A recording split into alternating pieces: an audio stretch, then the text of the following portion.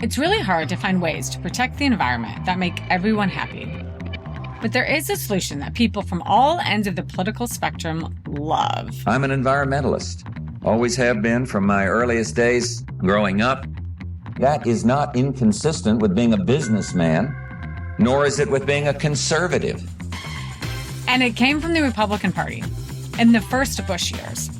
This is George H.W. Bush giving a speech in Detroit when he was first running for president.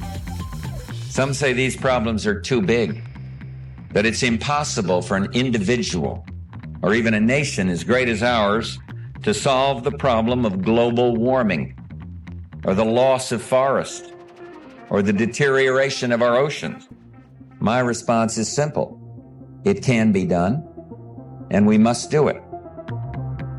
When I met with Republicans, I emphasized the cost savings. And when I met with Democrats, I emphasized the emission reductions that we would achieve.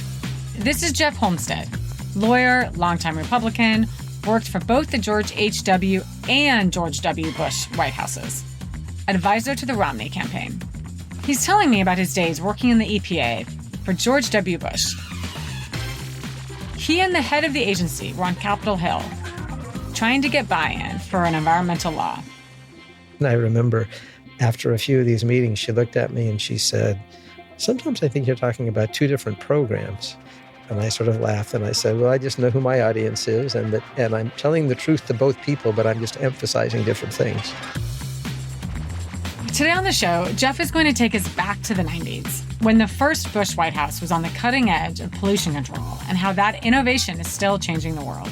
Specifically, how to use a marketplace to stop pollution and why it is so hard to get one started in the U.S. for carbon dioxide, the gas that we need to take on in order to slow climate change. As the nations of the world grow, they burn increasing amounts of fossil fuels, and that gives off carbon dioxide, which acts as a blanket, insulating the earth. I'm Amy Harder, and you're listening to Shocked. Today, markets. I'm going to start with the story of how the market approach to curbing emissions came to be. It's the story of cap and trade. It was created in the late 80s, and in the beginning, it was controversial. Jeff Homestead was in a lot of ways at the center of the whole debate. Here's how he got there. Just a few years out of law school, Jeff was headed to New York for a new job. He thought maybe he'd end up on Wall Street. And out of the blue, really, I had a call from a classmate of mine in law school who asked me if I would be interested in interviewing for a job in the White House counsel's office in the George H.W. Bush administration. Jeff was surprised but flattered. The job was unique. His new boss wanted to know if he had what it takes to stomach a lot of regulations. He asked me if I'd be willing to spend, maybe half of my time on regulatory issues. And I didn't have any great interest or enthusiasm, but I wasn't going to tell him that because it was the opportunity to work in the White House. Of course, I took it, and within just a few months, I was spending probably 90% of my time on regulatory issues. On the campaign trail, George H.W. Bush promised a presidency that would take the environment seriously. Jeff was going to be part of making that happen. And he had specifically campaigned on the idea that the Clean Air Act needed to be modernized. The Clean Air Act is a combination of dozens of different types of regulatory programs.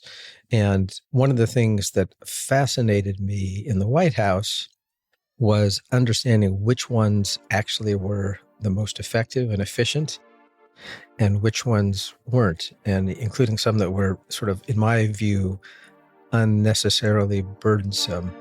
Yeah, it's fair to say that the Republican Party is known for not being into regulation. There's this idea that less regulation means smaller government, which is a big talking point. But Jeff offered a surprising reason for the first Bush's focus on regulations, which is just that it was familiar. I think it was unusual to have a president and many of his senior advisors who were so intensely interested and involved in regulatory issues. who understood, sort of the detailed nitty-gritty of regulations. And that's not normally what people in the White House have. The Bush White House was stacked with experts on regulations. If George H.W. Bush was going to be known as the environmental president, he had to take on the hot-button environmental issue of that time, acid rain. Coal-fired power plants were sending something like 16 million tons of sulfur dioxide into the sky every year. It was a point of contention between Canada and the United States.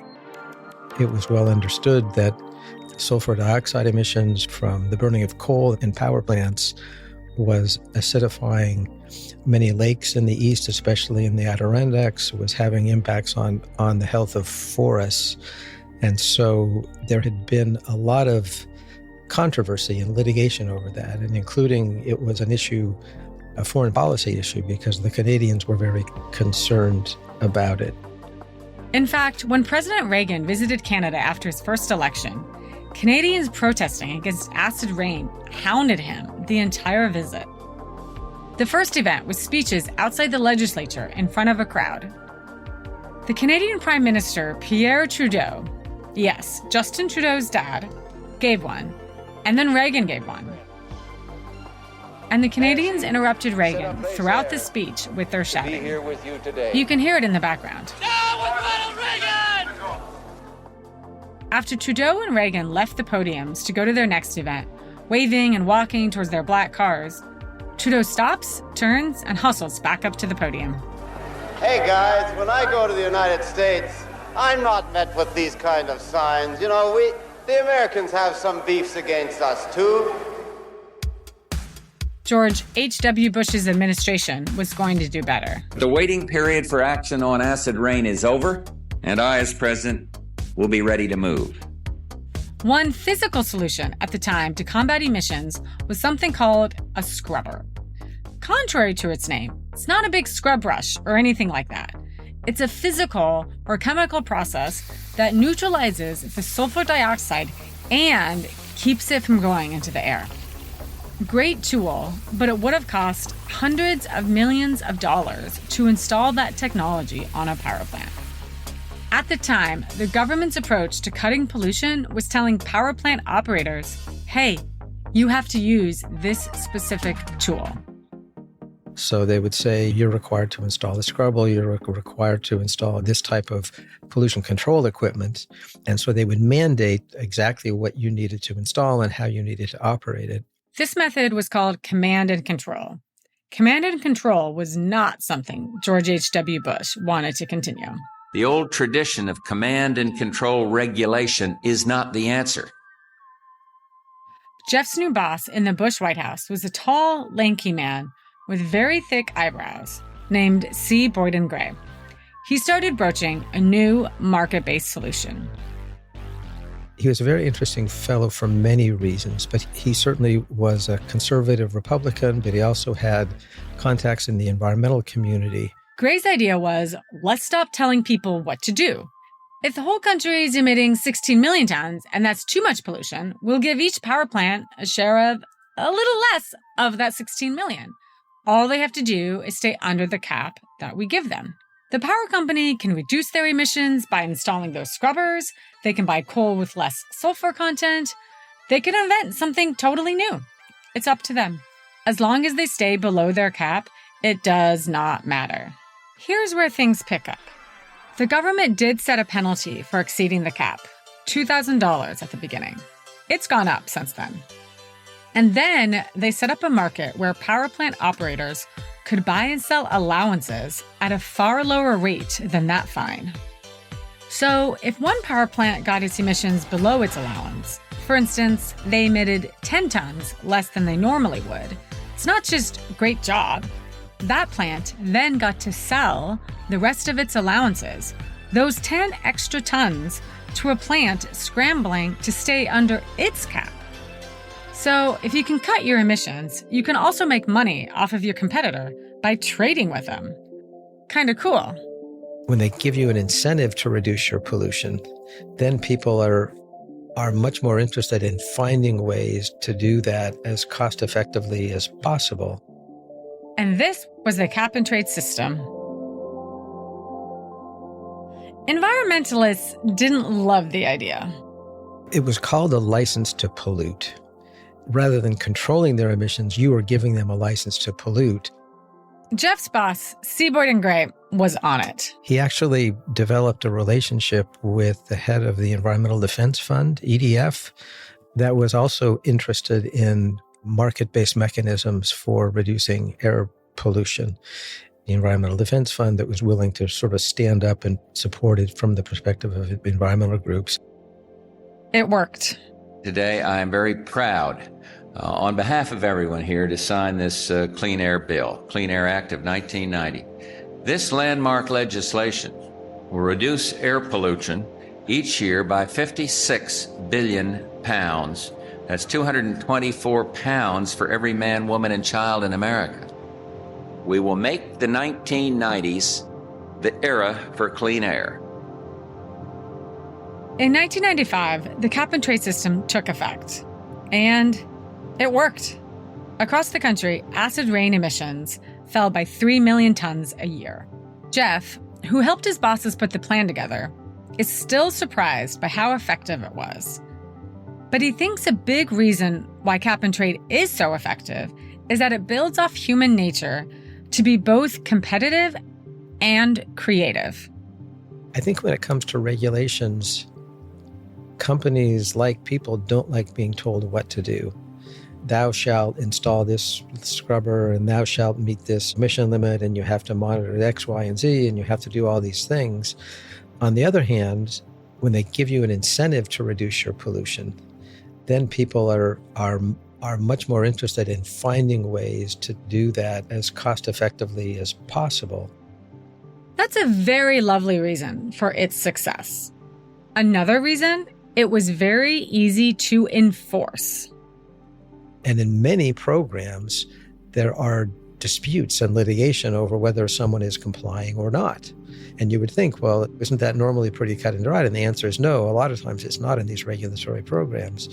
But with the acid rain program, every coal-fired power plant was required to have continuous emission monitors. But EPA knew on an ongoing basis what the emissions were from every coal-fired power plant in the country.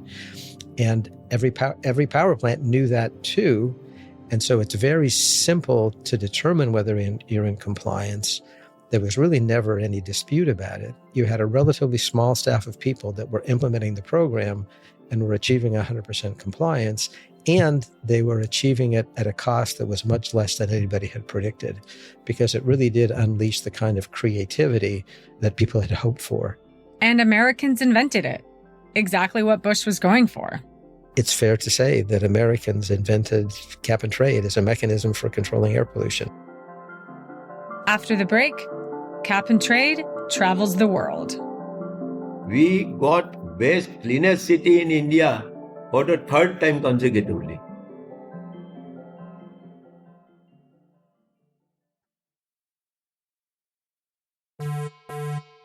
If you're enjoying the discussions we're having on this show, there's another University of Chicago Podcast Network show that you should check out. It's called Big Brains. Big Brains brings you the stories behind the pivotal scientific breakthroughs and research that are reshaping our world. Change how you see the world and keep up with the latest academic thinking with Big Brains, part of the University of Chicago Podcast Network.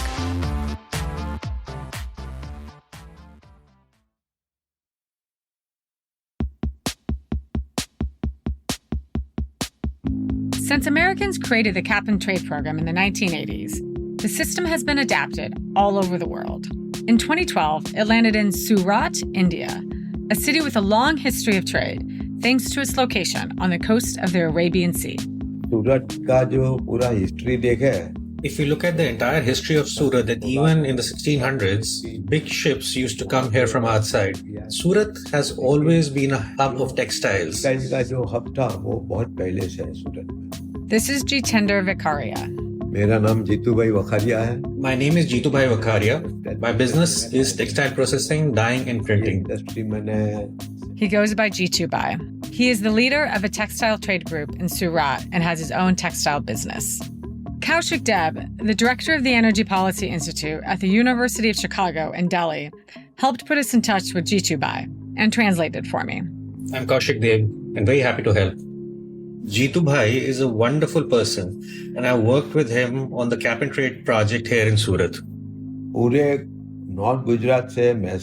People from all over North Gujarat, Mehsana, even Kathiawar and Kutch came and settled here. And Surat is such that they could get some work or the other. So out of all the people who came, rarely anyone went back. And the ones who stayed, they called more over. Punjabis, Marwadis, Kathiawadis, and from UP and Bihar. So in a way, Surat has become like a mini India. Almost 100,000 people in Surat earn their living working in textiles. Picture it. Weaving, spinning, dyeing, cutting, packing. All of this fabric gets shipped around the world. In the US, it might show up in Walmart or Michael's. They also make a lot of saris. Jeetu Bhai told me that in a radius of about 30 kilometers, more than 400 companies work in the textile industry in some capacity. This also means that there is a lot of pollution.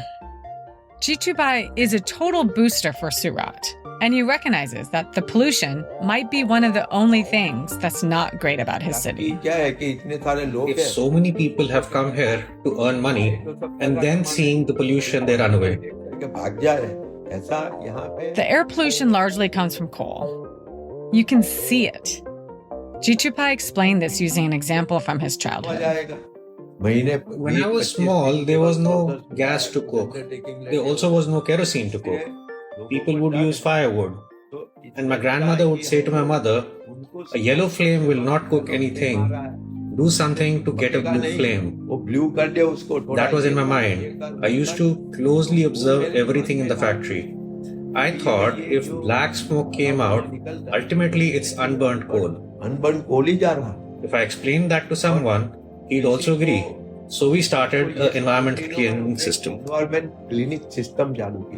Jeetu Bhai was part of an early effort to cut the amount of pollution coming from smokestacks, and for good reason. Burning coal puts a lot of particulate matter in the air, small materials that can get into the lungs and bloodstream. Not all of it comes from the textile industry, but all of the industries in Surat are subject to pollution regulations. And before 2019, they were subject to that strict command and control style system. Jeetu Bhai explained how high the stakes were. Factories had emissions limits, and if an inspector came into a factory and said something was wrong or over the limit, they could shut the factory down completely. Specific complaint Pollution Control Board. If a specific complaint went to the Pollution Control Board, a man would come to check it out. Then you'd wait for 3 or 4 days to find out if the closure order will come. A closure order meant that the factory would be shut for 2, 3, 4 weeks. If a factory is closed for a month, then think about the loss one suffers. If you are not in compliance, you are shut down. This means laying off your employees, you have to pay lawyers and go to court while you try to get reopened. Industry did not like these regulations, and the relationship between factory owners and inspectors wasn't great. And the members of his organization were terrified of closure. But it was the only system they had. If you met Jeetu Bhai back in his student days, you might not think he was destined for leadership. The thing he paid attention to most was cricket. Now, I was not brilliant in studies at all, what we call a doba. I was like that. I felt that I wasted my time in playing cricket because I did not make it to the higher leagues and spend time just playing. His coach was a famous retired player, R.M. Desai, nicknamed Tiny. At the time Jeetu Bhai was in school, there were protests against the cost of living that he participated in, and he was advised to get out of town to avoid being beaten by police. He went back to Surat and got straight into the textile business, and he kept Tiny's cricket advice in mind. One thing that he taught us, matches can go on, practice goes on. Even if you are out and sitting, your focus should constantly be on the ball. The connection between the ball and the eyes will help you understand how the ball moves. That attention is good during batting, during fielding, everything. So what he taught me about focusing on the ball, I made my work ethic. Focusing on perfecting the setting, the printing. Sometimes I used to work here in the factory. I did not even go home at night. But once he became serious about business, he became a perfectionist and a leader. He became an expert on the chemical processes in dyeing. He had innovations in sari manufacturing, and he saw the sustainability of his industry as a reflection of his success. Dyeing painting mein main 77, 78 se In the early days, my struggle was for survival. After the fight for survival was over, I thought I should be amongst the best in industry. Then I got fame, and after the fame, I had more responsibility. So the question was, how would industry become more sustainable? He got involved in a water treatment system. One of the great things about Surat is that it had fresh water supply from the river. But in the summer, industry was competing with drinking water. In 2010, I talked about it with the commissioner, sir. I said, you give it to us after recycling, we'll filter it. In those days, they were not ready to accept it. He said, we'll ask you to sign an agreement. I said, I'll write anything you want. You can take my arm and leg for it. But they also came around to the fact that we'll definitely do what we said. We've now been filtering water for so many years. I kind of single-handedly created this water network in Pandisera. This is a success story. So, when he heard about an idea that could cut down on air pollution and closures, he was all in. With its business culture and pollution, Surat was a good place for cap and trade's next evolution, cutting out the particulate matter that comes from coal. They were helped by someone you may have heard of. Dr. Michael Greenstone. So it began actually kind of in sadness. I had taken a year away from academia to work in the Obama White House. It seemed like the United States was going to have a cap and trade program or a pollution market for carbon dioxide to forcefully confront climate change. And I was very excited to have an opportunity to work on that. And the bill, and people don't remember this, but actually there was a race between the health Obamacare and cap and trade. I remember that. Probably you do, but you're also in the energy nerd tribe. The cap and trade passed through the House first, and then kind of people lost momentum, and it died in the Senate. And anyway, so my time kind of came and went, and I went back to academia. I was a little bit sad about that, and I was re-engaging with my research life. And one of the first things I did is I was like, I want to get going again on India work. And cap and trade was in the front of my mind. But this wasn't for carbon dioxide. The great thing about cap and trade, and I think some people think about it only in particular, for particular pollutants, is it's in baseball, they call it a 5-tool athlete. It can do anything. So it can be used for any pollutant. And so I was like, they got a huge pollution problem today for conventional air pollution. They're going to be enormous polluters of CO2. If they're interested in using cap and trade for carbon dioxide or greenhouse gases, wonderful. But, that might not be today. That might be tomorrow. In the meantime, can we get this tool to work in India? And so we went and met with the minister, and he was like, this is a terrific idea. The states are the ones who really enforce it. I'm going to set you up with 3 states. And we went and knocked on doors and kind of pursued it with a bunch of different states. And it ended up, in Gujarat, they were the most interested in this. And so one thing led to another, and we were advising the Gujarat Pollution Control Board on how to devise a pollution market, and something that they hadn't done and the industries hadn't done.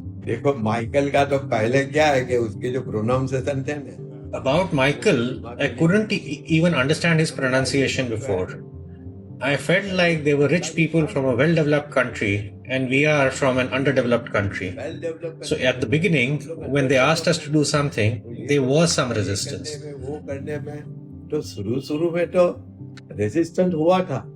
We had to first develop standards for how you measure the particulate air pollution that comes out of the stack, and then find the right devices to do that measurement. We ran mock trading games with industry. We would sit and discuss, what should happen in the industry. Then slowly we found a way. And we worked with the regulators to get comfortable with it. And it was this kind of massive project involving all kinds of different skills and legal skills and political skills and technical skills. And eventually, everyone was kind of tuned up and ready to go. You wouldn't believe it, the sugar mills got involved, the chemical mills, as well as the yarn dye mills. So it's not just our textile mills. There was every kind of people, even though some sectors had a lower share, but everyone was involved in it. And we said, but we would like to run this as a randomized control trial because we love research and we love learning about things. And so there had never been an experimental evaluation of a cap and trade program anywhere in the world. And without the control, you don't actually know how well. You don't know exactly how it worked. It was a super simple idea. And so we took the 300 firms, put their names in a hat, picked out 150, and you're like, you guys are going in the market, and 150, you're going to just be regulated just regular way you were. And then we tracked what happened over time. It worked better than my wildest imagination. I would say there were probably 3 top-line results. The first is it's very hard to regulate plants. And I like to say darkness or opacity is the polluter's friend.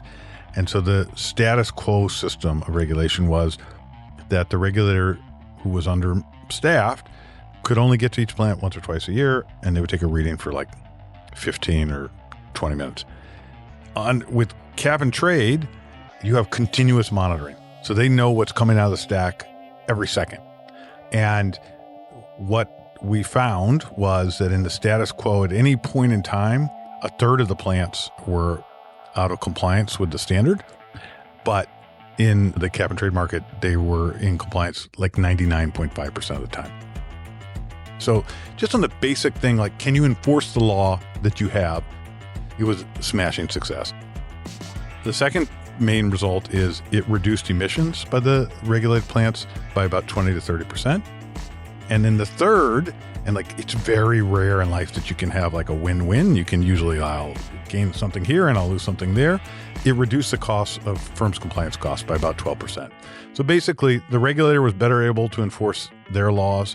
Pollution went down, people benefited, and the polluters benefited because their compliance costs went down.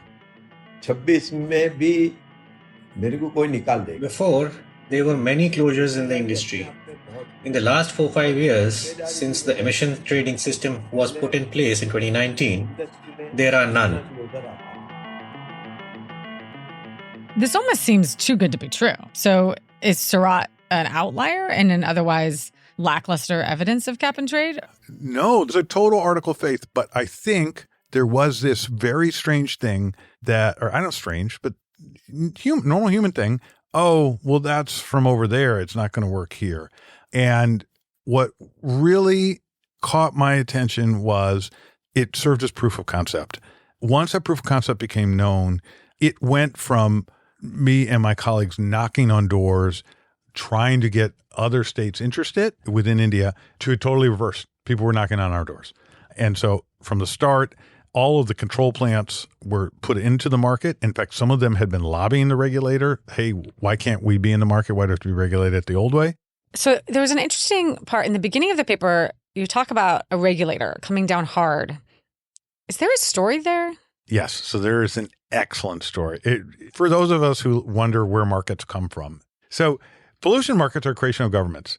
What they effectively do is convert pollution emissions into money, because to pollute, you then have to have a permit, and that permit has economic value. And so it's effectively this magic trick where pollution becomes money. So at the end of the first compliance period, all the firms had to hand in, all the plants had to hand in permits for all the pollution that they had done that there was now a record of. And 2 firms that were pretty big, and I would say familiar with leadership, and we're like, no, we're not doing it. yeah, we did this much pollution and we're not going to hand in any permits. It's tough. And the regulator called me. You, okay. Or we had one of our regular check-ins, and he's like, what am I supposed to do? These guys are refusing to hand in the permits. And I said, well, remember, we've been working on this for 5 years. They are questioning your authority. And if you let them off right now, in the second period, nobody's going to have any permits, turn in any permits. The whole thing is legal foundation is going to fall apart. And he's like, okay. And we had written rules for what would happen, and effectively you'd have to be fined like 10 times the value of a permit if you didn't hold the right number of permits. And he just applied the fine, and never again was there a problem. And so it was like, this is how pollution markets work. It's kind of a rule of law point. It's a rule of law point. What did they do when they had to pay the big fine? So we had come up with a clever thing because we were worried about this, that every plant in the market had to post a bond. And so we didn't actually have to go after them. The Gujarat Pollution Control Board just subtracted it from the amount of money they'd posted. And they got the message. Look, what's the problem in India or anywhere else? The regulator and government is trying to find a balance between the need for economic growth and jobs and a clean environment. And so these are big firms. What do I mean by that? They hired a lot of people. And they were also, I would say, naturally, it's a big firm, have lots of interactions with government, and were well known to government. And so I think when they said we're complaining, their word would be taken a little bit more seriously than maybe Amy's fly-by-night shirt-making operation. So it's kind of like the ExxonMobil of the India power market, not to single out. Well, they were also the right people to do it. If the firms were looking to kill the market, these are the firms. If the whole set of firms in the market looking to kill the market, these are the right guys to do it. So the study's title is, quote, Can Pollution Markets Work in Developing Countries? Experimental Evidence from India. That really rolls off the tongue. I applaud you for the name. Do you know how long and viciously me and my co-authors fought about that title? Definitely. And now you can ask ChatGPT to help. Yeah. So it'll be simpler. So let's answer the question of your title. Can they? The answer is yes. Pollution markets can work in developing countries. And I think that has served as a proof of concept that there really is great demand out there for finding ways to balance the need for economic growth with a clean environment. And returning to Jitubai, this was a point that he made several times. If people have a system that works, it will be successful for everyone. He, of course, compares it to cricket. Like we used to play cricket. When a player would go to play, he would not be intimidated. He would be encouraged. If he's out, then we say, go and practice a bit more. Then the team wins.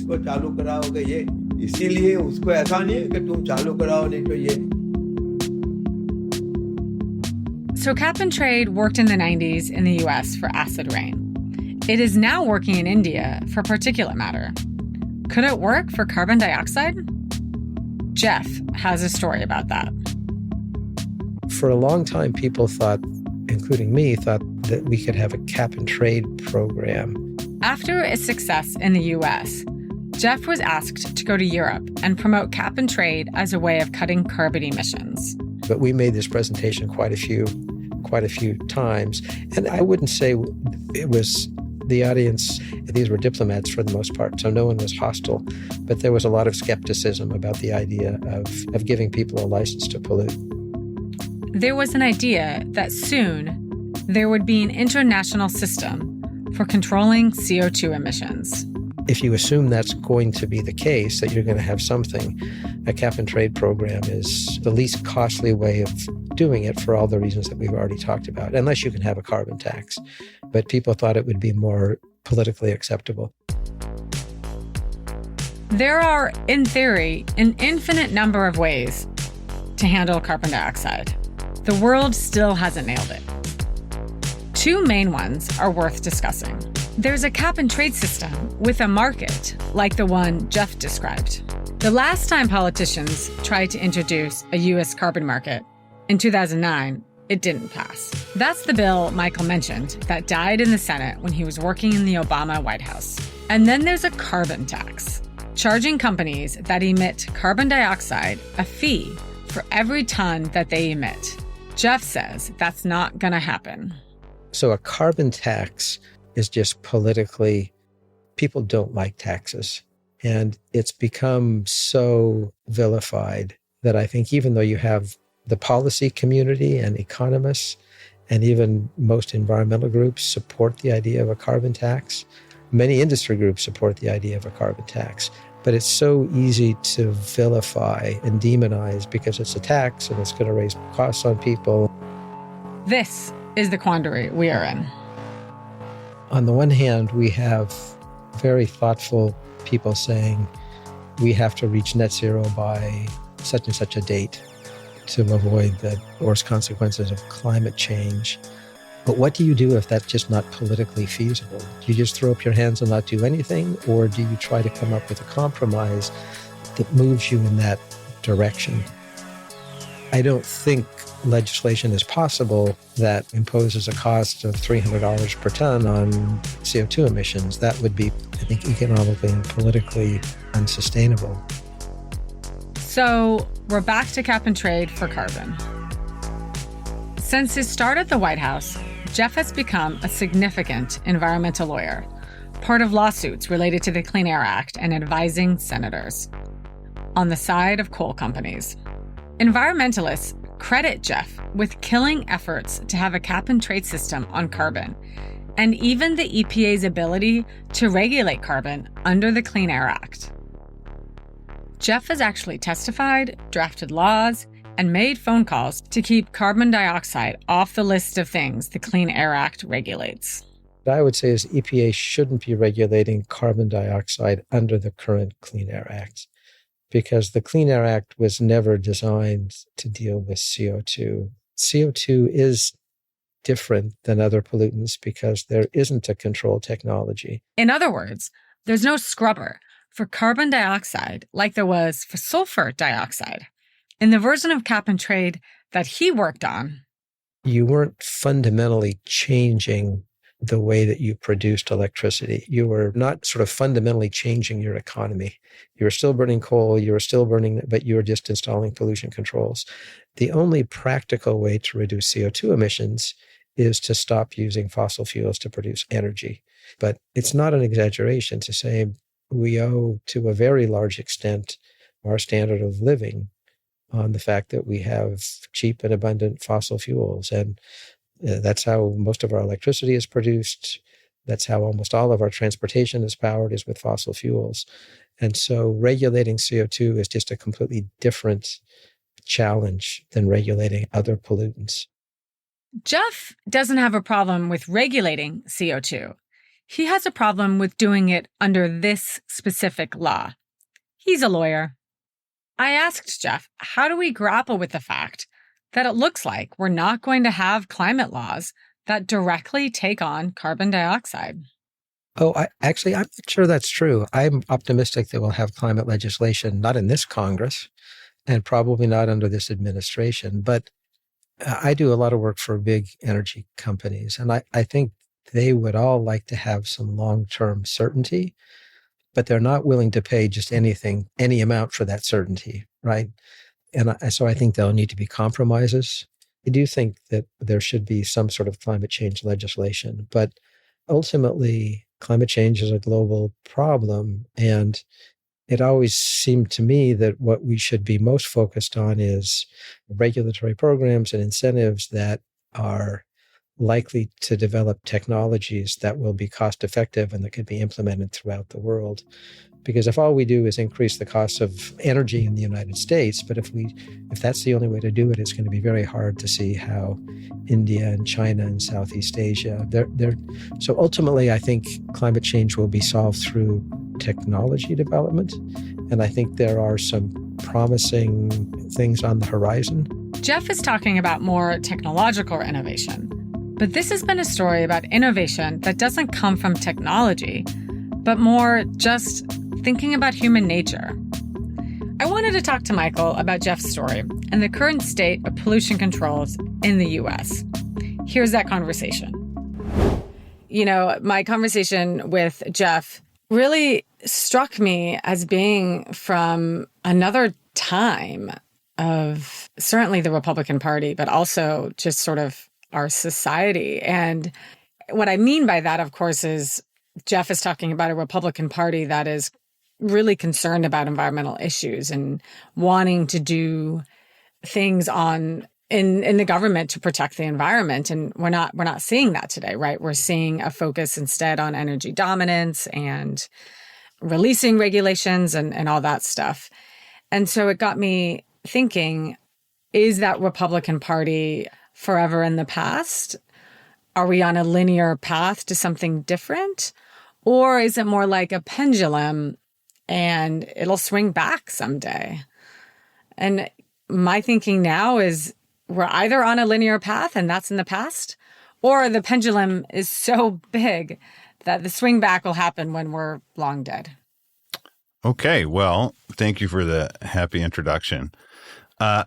Yes, I had a very similar reaction listening to Jeff. It felt like a postcard from a beautiful past. You had a party, either party, very interested in continuing economic growth and very interested in addressing environmental quality. And both of those things are important for our well-being. And they went down to the technocratic mind, found the right tool called the cap and trade market, and applied it. And it did exactly what it was supposed to do. And, you know, it's a sidebar, such a beautiful victory for economics. There's so few victories for economics, but that was cap and trade is like, that's in the Hall of Fame of victories for economics. But yeah, it was a postcard from the past.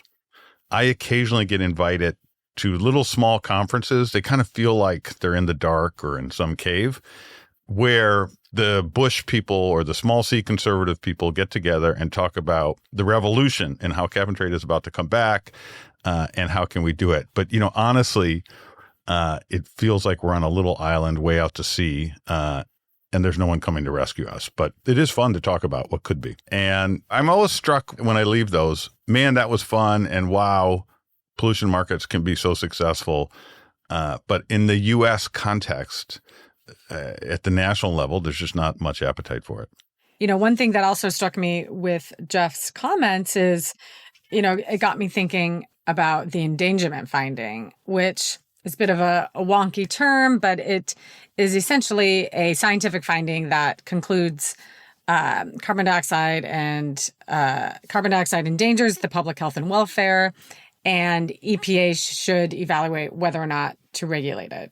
In terms of the definition, it's a very big deal. It happened in 2009. It was the legal underpinning piece for all of the regulations that the Obama administration and others tried to pursue for climate change and regulations. And now the Trump administration, the EPA under President Trump is going through the process to undo that finding, which will open up a very significant debate about the severity of climate change. And you know, I think somebody like Jeff, who is a very reasonable, smart guy, you know, makes some comments that, you know, he sounds like he might agree with getting rid of the endangerment finding. I actually don't know the answer to that. So let's just start with the super personal pain, and then we can have a maybe more antiseptic reptilian conversation about it. But it was written at EPA, but I was in the White House at the time, and I contributed to it. So the pulling back of the endangerment finding feels a little personal. We at the time felt like what we were doing was summarizing the evidence. We said to each other all the time, our job is not to make evidence. We're just faceless bureaucrats. Our job is to summarize the evidence. And the notion that 15 years later, with a massive accumulation of greater evidence, that the right conclusion from that was that, in fact, climate change is not a threat to public health or welfare. On its face, you know, it's very difficult to understand if anyone can conclude that on the level. But you know, that is what our country's doing right now. I struggle to think of the right thing to say there because we're living in a world where information and facts are extremely fungible. And it reminds me of an article I wrote during the first Trump administration where I said climate change is the easiest news to fake. Back when fake news was the term we used. But climate change is so complicated, right? And kind of boring, let's be honest, that it can be easy to show a lot of smart looking charts and quotes that make it seem as if climate change isn't as big of a deal as it actually is. And so obviously with this process of the endangerment finding, you can't just pop up a chart on social media and call it good. Like, it will have to be a very rigorous process. So I'll be watching closely to see how it goes. And, you know, it's not insofar as we're living in this world where facts are unfortunately seemingly fungible, and we're entering an era where the debate on climate change is going to be a little bit muddled again, coming back to the swinging pendulum that we talked about. The pendulum has swung back to a place where we were around 2007, 8, 9, where people were debating climate change. And so we're coming back to that. And, you know, let's see what the scientific process of repealing the endangerment finding looks like. It will hopefully be quite rigorous, and hopefully the science of climate change will prevail. I'm not positive I'm going to get it right, but I think there's a book that I'm digging deep, like into college here, that I loved when I was in college, called The Cycles of American History.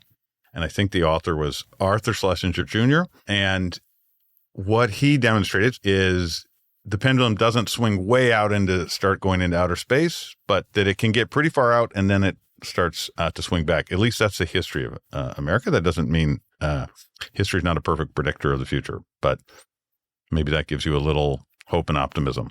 Yeah, sounds like I'll need to pick up that book. You know, Jeff talked about C. Boyden Gray as being this, you know, father figure of the modern day environmental movement in the Republican Party. Do we need another C. Boyden Gray? And who would you nominate? That's a great question. I think the country, it doesn't have to be Republican Party, Democratic Party, the country needs a C. Boyden Gray. He was this remarkable figure.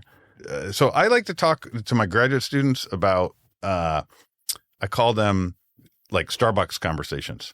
Those are conversations when you got an idea, you're not really sure if it's going to work, but you like to talk about it, and you talk about it really loudly, and you think it's going to be awesome. What C. Boyden Gray was not like the anti-Starbucks conversation. Like, he had the idea, knew the idea, but was super focused on the details of execution as well. And I think that's what he hired Jeff to do, was to help execute. And there's one little snippet from that, because I was fortunate enough to be at a conference, I think maybe like celebrating the 25th anniversary of the sulfur dioxide market, where C. Boyden Gray, who I had long admired, was at that conference and speaking. And so they launched the market, the sulfur dioxide market, and everyone's kind of sitting around like, is this thing going to work? Like, are any of the firms going to trade with each other? And there were like no trades. And they're like, oh my goodness, we spent all this time, we wrote the law, we're gonna get this right. And so then C. Boyden Gray was like, okay, I know what to do. And this is his telling, which I'm repeating. He's like, I'm going to call up two firms and I'm going to order them to trade with each other. And I'm going to tell them the price. And once that we do a couple of those, then this kind of thing will get escape velocity on its own. I thought that was really, really cool. But I think it illustrates we need people with ideas in either party on this, on how to manage the need for growth and environmental quality, and excellent execution chops. He certainly personified that. And most importantly, we need somebody else whose name is such that we have to say it in full. It has to be C. Boyden Gray.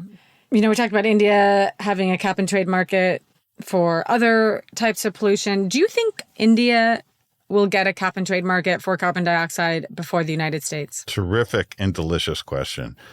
I would say the odds are yes.